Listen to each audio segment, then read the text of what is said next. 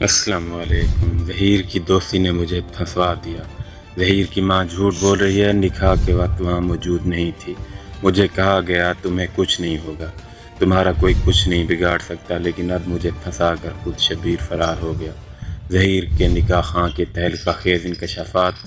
آپ سے گزارش ہے ویڈیو کو لائک کر دیں، چینل کو سبسکرائب کر دیں اور بیل کے آئیکن کو پریس کر دیں۔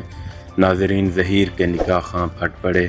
کئی ماہ جیل میں رہنے کے بعد طبیعت درست ہوئی تو بہت سے رازوں سے پردہ اٹھا دیا۔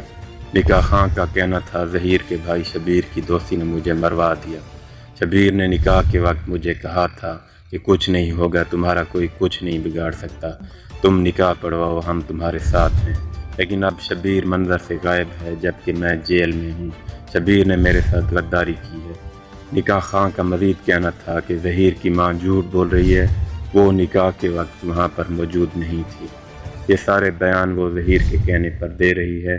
12 سال کی دوستی کا صلہ جیل کی صورت میں ملا، جس نے نکاح کیا پولیس سے پروٹوکول دے رہی ہے اور پورے ملک میں چرچے ہیں، لیکن نکاح خاں کئی مہینوں سے جیل کی چکی پیس رہا ہے۔